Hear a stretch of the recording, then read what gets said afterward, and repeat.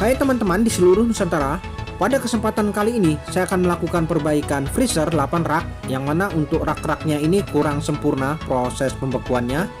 Di bagian rak atas itu pembekuannya sempurna, namun di bagian rak bawahnya tidak sempurna.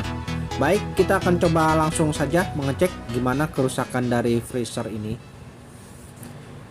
Baik, untuk freezer ini di bagian belakang bisa kita lihat di sini menggunakan dua lapis kondensor luar, yang mana di sini sudah ada kondensor luar yaitu sebanyak 20 U ya. Di sini per kondensornya memiliki 10 U dikali 2 menjadi 20 U. Oke ya. Jadi seperti ini kondensornya. Kemudian di sini ada lagi untuk kondensor di bodi juga ada ya.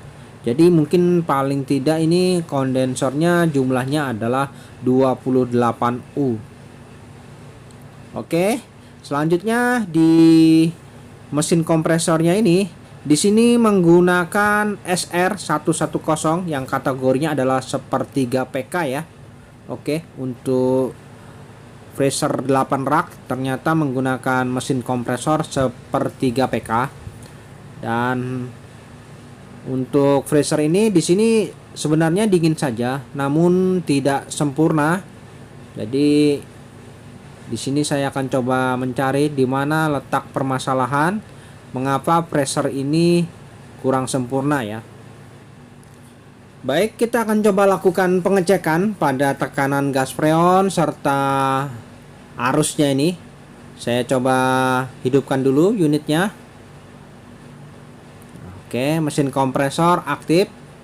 Yang mana kita harus ukur dulu berapa arusnya pada saat running awal ini.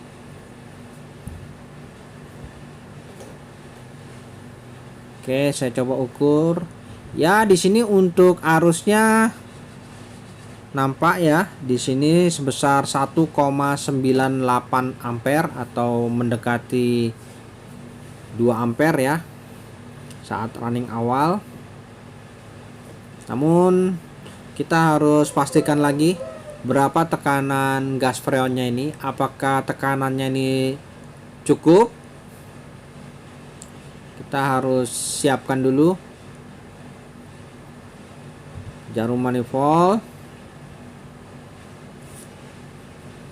Oke, di sini kita coba ukur berapa tekanannya.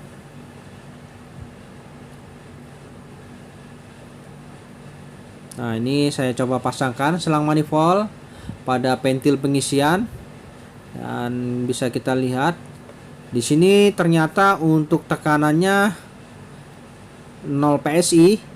Artinya di sini untuk tekanan gas freonnya berkurang. Seharusnya paling tidak itu sekitar 10 PSI atau 12 PSI ya. Namun di sini tekanannya hanya 0 PSI dengan arus 1,8 ampere. Oke, berarti sudah pasti untuk filternya di sini terasa hangat sedikit ya, tidak maksimal. Kondensornya memang ada terasa hangat, dan saya rasa ini ada indikasi kebocoran pada sistem ya, karena tekanan gas freonnya berkurang. Baik, kita akan coba langsung lakukan perbaikan pada unit freezer ini. Di sini kondensornya memang ada terasa hangat ya, namun tidak maksimal memang.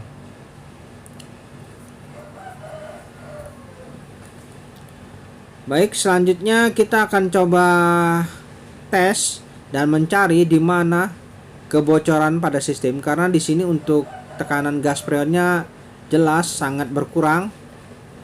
Oke, saya coba matikan dulu unitnya.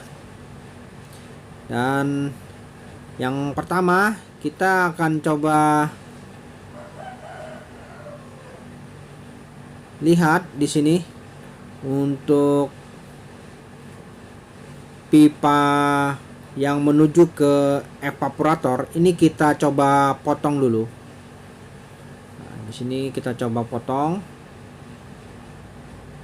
Kita akan coba mencari di mana letak kebocorannya. Apakah ada kebocoran pada bagian evaporatornya yang di ruang freezer, atau mungkin di bagian pipa kondensornya.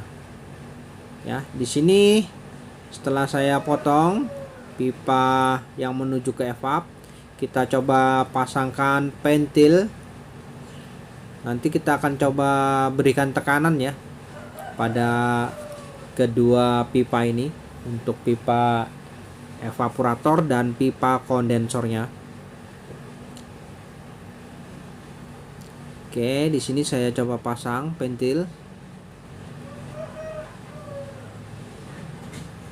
dan coba dilakukan pengelasan pada pentil pengisiannya ini.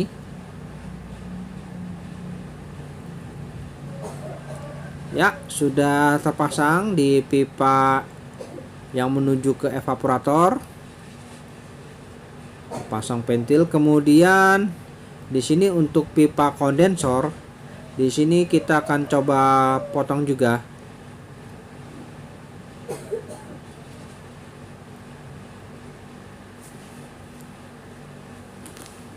Nah, ini kita coba potong pipa kondensornya.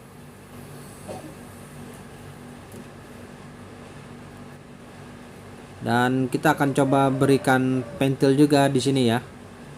Jadi ada dua pentil pengisian, yaitu yang ke jalur evaporator dan yang ke jalur kondensor. Dan untuk spuyer pentil pengisian ini baiknya kita lepas saja, supaya nanti pada saat kita lakukan pengelasan tidak meleleh. Oke, seperti ini. Kita coba pasang dulu ya, dilakukan pengelasan.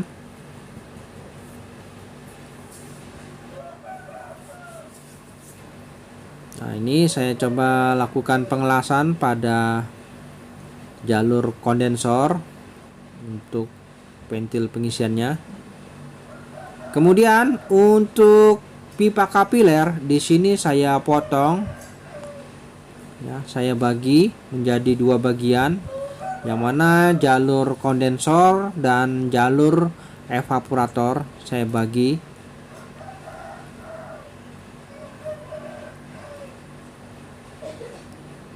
Oke ya, sekarang sudah terpotong dan ada dua jalur ya. Kemudian untuk pipa kapilernya ini kita coba tutup ya, ujung-ujungnya ini tutup saja ujung-ujungnya, dan kita lakukan pengelasan juga.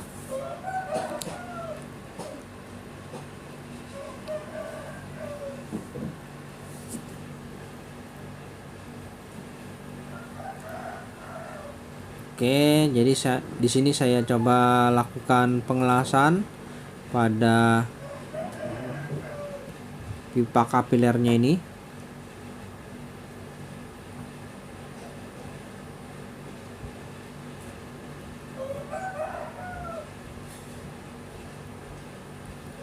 Ya, sudah tertutup. Dan selanjutnya di sini kita memiliki selang manifold ya, double. Kita akan coba berikan tekanan di masing-masing jalur pipa ya ini. Yang mana untuk pipa jalur yang menuju ke kondensor, di sini saya coba pasang selang manifold yang berwarna merah. Ya, saya pasang selang manifold berwarna merah.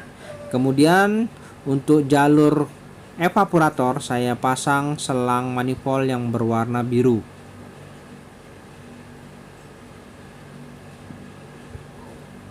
Oke, seperti ini ya. Selanjutnya di sini selang warna kuning ya, saya akan coba pasang pada mesin pompa yang saya siapkan dari bekas kompresor kulkas ini ya.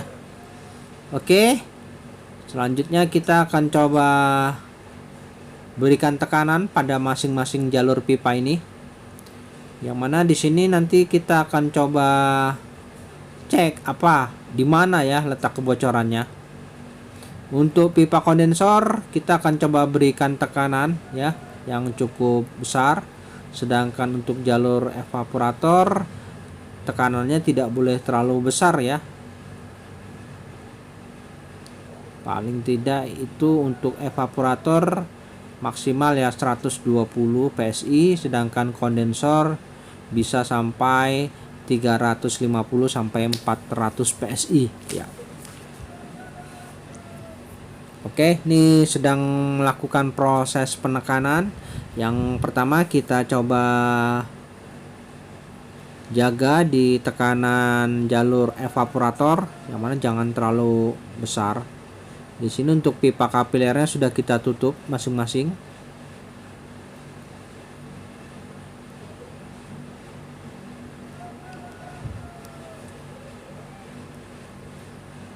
Oke, di sini untuk jalur evaporatornya sudah hampir mendekati di 120 PSI. Nanti kita harus segera tutup ya. Oke, untuk jalur evaporator di sini tekanannya cukup di 120 PSI.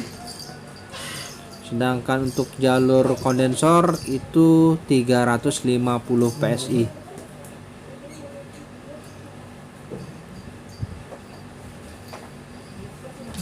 Ya, kita harus siap-siap menutup. Untuk jalur kondensor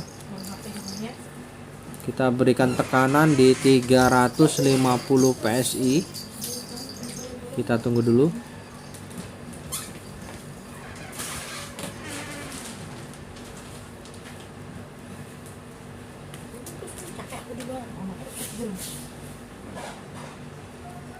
Nah, ini sudah hampir mendekati, jadi kita akan tutup di skala 350 PSI. Oke, sudah ya. Jadi untuk mesin pompanya kita matikan. Dan bisa kita lihat di sini untuk jalur evaporator tekanannya di 120 PSI sudah cukup ya. Tidak boleh terlalu besar. Sedangkan untuk kondensor yaitu di 350 PSI. Oke, kita akan coba tunggu dulu dalam beberapa menit. Pastikan ini yang mana kira-kira apakah ada perubahan dan penurunan pada jarumnya ini.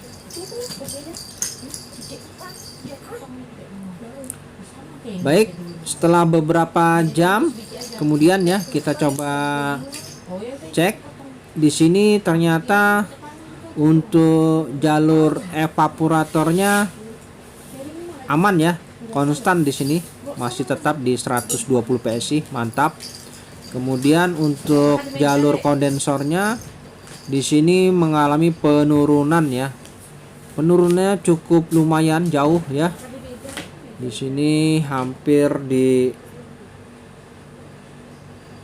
70 PSI. Oke, untuk jalurnya yaitu jalur kondensor. Di sini kita pastikan memang tidak ada kebocoran pada las-lasan kita. Lalu di sini ternyata kondensornya ada di bagian body unit ya. Jadi yang mana kemungkinan kebocoran ini di bagian body ya, karena kalau kebocoran di bagian luar kita bisa nampak jelas ya di mana titik kebocorannya. Jadi kita harus pastikan lagi apakah memang benar ini kebocoran di luar body atau di dalam body ya kondensornya nih. Oke, untuk itu kita akan coba pastikan lagi biar lebih yakin apakah memang ini benar kebocoran di kondensor bodinya. Karena yang pasti untuk jalur evaporatornya tidak ada masalah ya, aman saja. Oke, nanti kita akan coba bagi lagi ya untuk jalur kondensornya ini menjadi dua bagian. Untuk kondensor luar dan kondensor bodi kita akan coba lakukan proses penekanan. Dan untuk jalur evaporator aman ya, tidak usah kita pikirkan lagi. Untuk jalur pipa evaporatornya sudah aman. Kita sekarang fokus pada jalur pipa kondensor.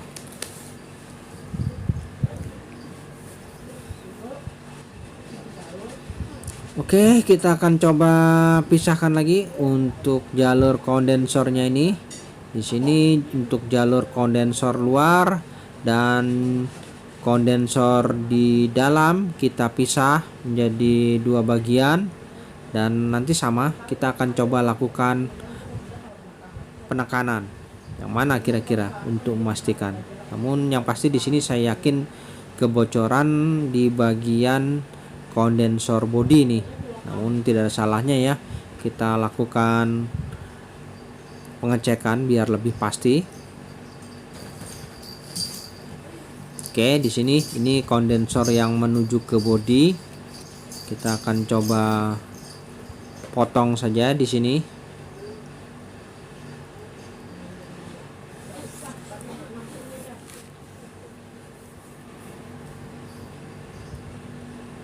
Yang pasti untuk kondensor bodi itu kurang lebih jumlahnya adalah 8U. Sedangkan kondensor yang di bagian luar bodi itu jumlahnya 20U.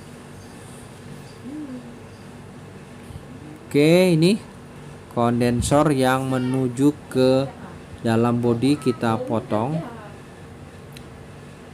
Kita pisahkan.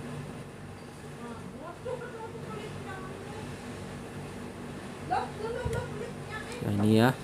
Oke, selanjutnya kita akan coba pasang untuk kondensornya ini, yang mana kita akan coba berikan pentil pengisian juga nanti.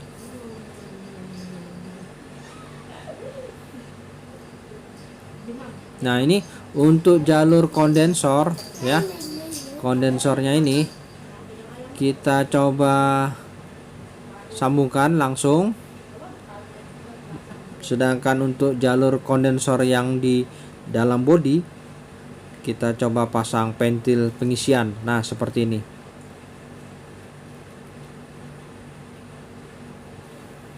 Oke ya, jadi kita coba yakinkan lagi kebocorannya ini di bagian kondensor dalam bodi atau memang di luar bodi.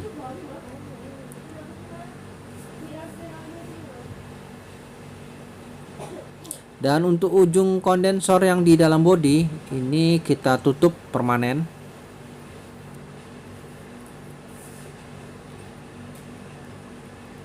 Oke, selanjutnya kita akan coba berikan tekanan. Jadi sekarang ini ada dua jalur kondensor, yaitu kondensor luar dan kondensor dalam, dan kita hanya ingin memastikan apakah memang benar ya kebocoran pada kondensor di dalam. Nah, untuk kondensor di bagian dalam bodi, di sini saya pasang selang manifold yang berwarna biru. Sedangkan untuk kondensor di luar bodi, di sini saya pasang selang manifold berwarna merah. Selanjutnya kita akan coba lakukan proses penekanan pada masing-masing jalur ini. Nah, di sini ya, kita coba berikan tekanan. Dan untuk tekanannya kita kasih imbang saja di skala 350 PSI masing-masing.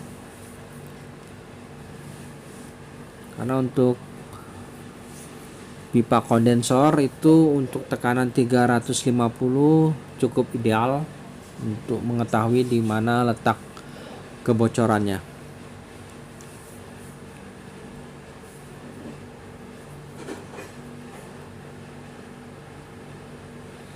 Oke, di sini proses penekanan sedang berlangsung. Ya, biarkan saja dulu sampai di skala 350 PSI, bisa kita stop.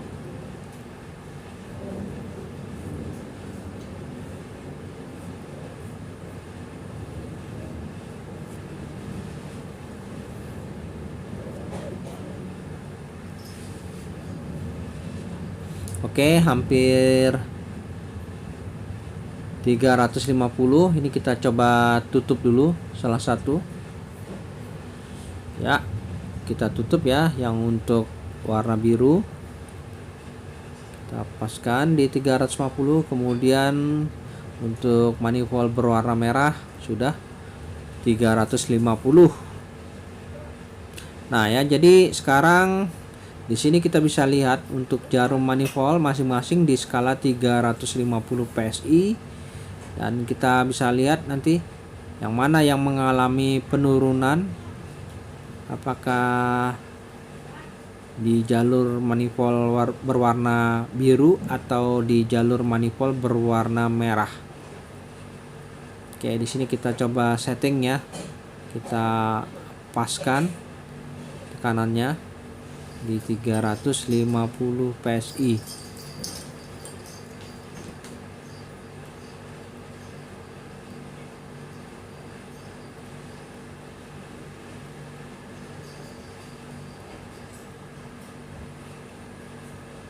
Oke, sudah ya. Kita coba biarkan dulu. Di sini tekanannya sudah pas di skala 350 PSI masing-masing. Dan kita biarkan saja dalam beberapa menit atau beberapa jam ya. Kita bisa lihat nanti. Dan pastikan tidak ada lagi kebocoran pada las-lasan. Pastikan. Dan pada sambungan-sambungannya ini kita harus pastikan tidak ada kebocoran halus.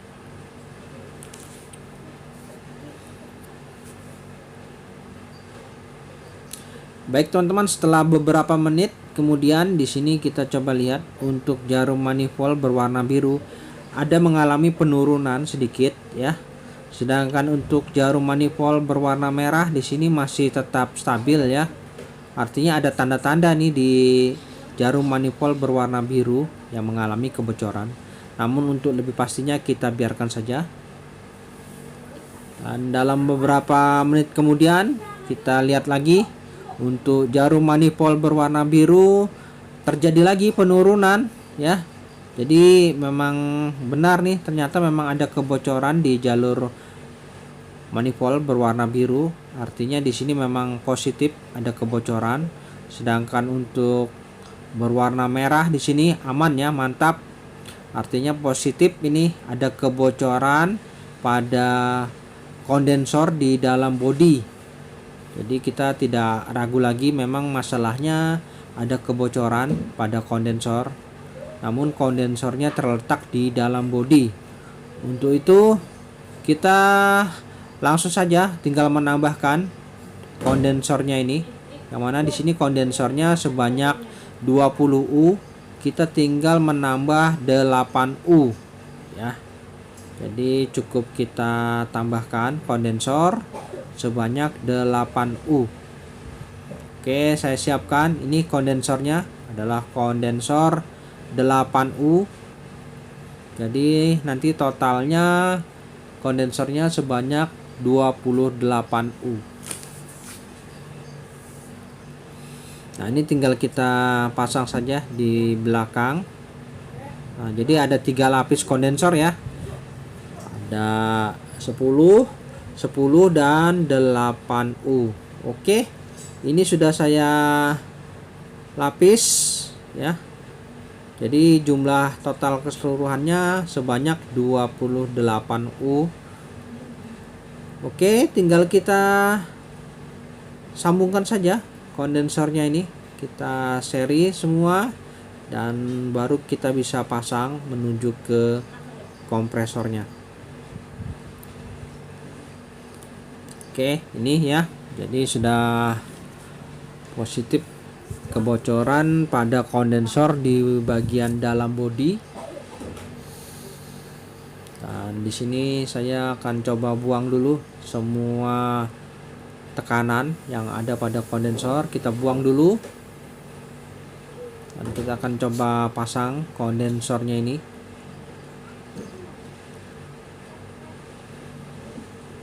Ya, di sini saya coba lepas dan kita akan coba sambungkan ya kondensornya ini. Jadi menggunakan kondensor luar saja. Dan setelah saya sambungkan di sini, kita akan coba lakukan pengelasan. Di sini saya coba las kondensornya ini.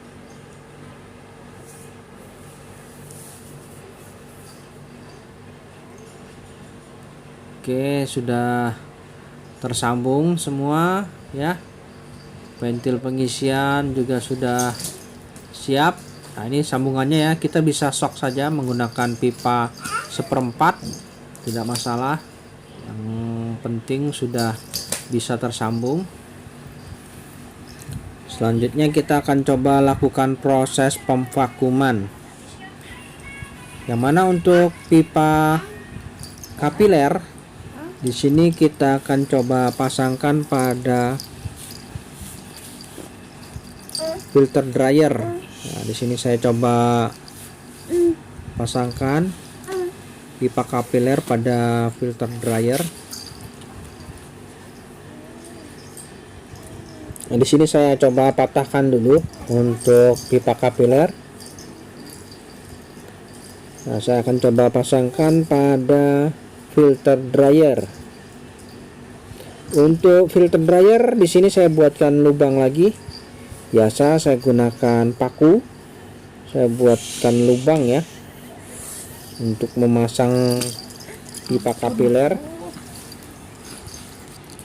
Dan untuk proses pemvakuman di sini saya menggunakan sistem vakum body.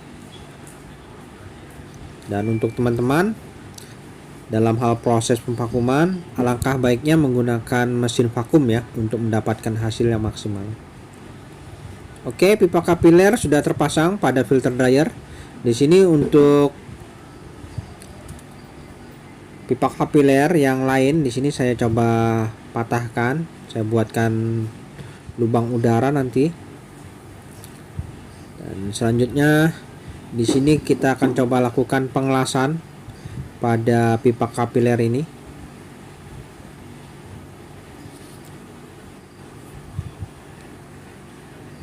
Dalam hal proses pengelasan, hati-hati ya, jangan sampai terjadi kebuntuan pada pipa kapiler ini. Oke, untuk pipa kapilernya sudah terpasang pada filter dryer ya. Seperti ini. Ya, ada lubang pembuangan dan ventil pengisian sudah terpasang. Semua pastikan untuk las-lasan sudah tersambung semua ya. Dan selanjutnya di sini saya siapkan selang manifold. Kita akan coba lakukan proses pemvakuman. Ini saya pasang selang manifold pada ventil pengisian. Oke, tidak lupa kita siapkan tang ampere untuk memantau berapa arusnya pada saat proses pengisian freon nanti.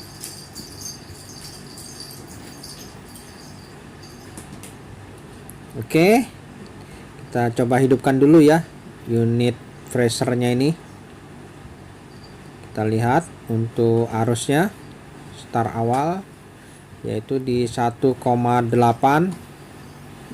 tanpa ada beban ya.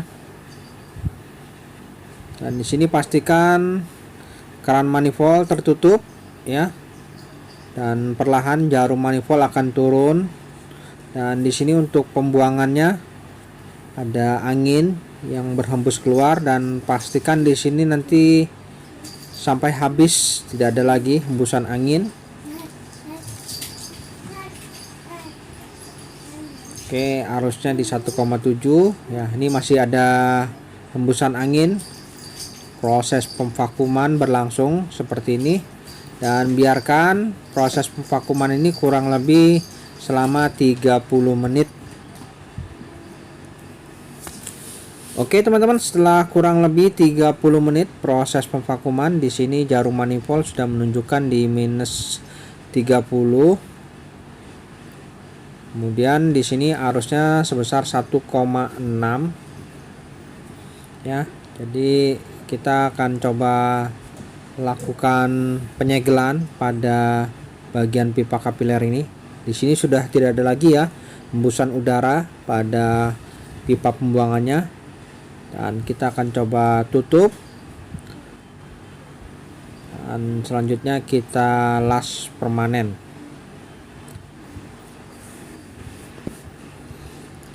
Nah ini jadi untuk pipa pembuangannya sudah pastikan tidak ada lagi udara, dan kita tutup. Jadi proses pemvakuman sudah selesai. Untuk freonnya di sini saya menggunakan Ineos Clea R134 ya, kalengan. Dan di sini saya coba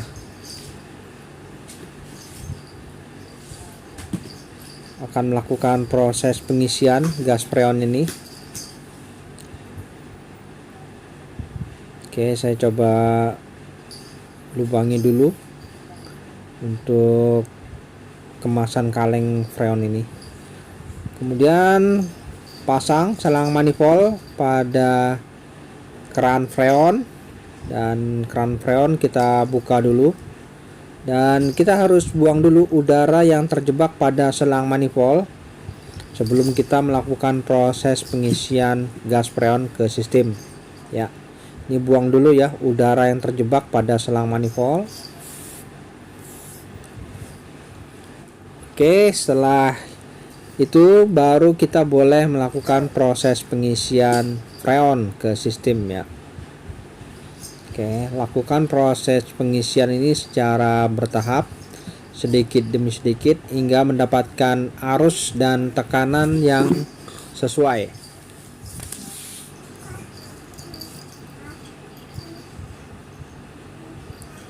Oke, di sini untuk tekanannya kita usahakan standar di 10 sampai 12 PSI. Oke teman-teman, setelah kita lakukan proses pengisian gas freon, untuk tekanan di sini tekanannya yaitu 10 PSI, dan untuk arusnya di sini bisa kita lihat arusnya sebesar 1,9 ampere ya. Oke, kita coba cek untuk filter dryer. Di sini sudah terasa hangat, mantap. Kemudian untuk kondensornya terasa panas di sini ya, menandakan sirkulasi freon lancar. Ya, selanjutnya kita lepas saja untuk selang manifold yang menuju ke ventil pengisian, dan jangan lupa kita tutup ya. Ini ada penutupnya, ini penting ini untuk menghindari kebocoran halus. Oke, sudah. Dan proses pengisian freon sudah selesai ya, di arus 1,9 ampere. Oke, untuk lebih jelas lagi kita akan coba cek bagaimana hasil sementara ya. Saya rasa sudah cukup ya proses pengerjaan freezer 8 rak ini ya. Oke, di sini nampak sangat dingin ya untuk rak-raknya ini. Pastikan keseluruhan raknya ini sudah dingin merata ya. Dan proses pengerjaan ini sudah selesai ya. Baik teman-teman, sampai di sini dulu perjumpaan video saya, dan kita akan ketemu lagi pada video-video saya selanjutnya. Sampai jumpa.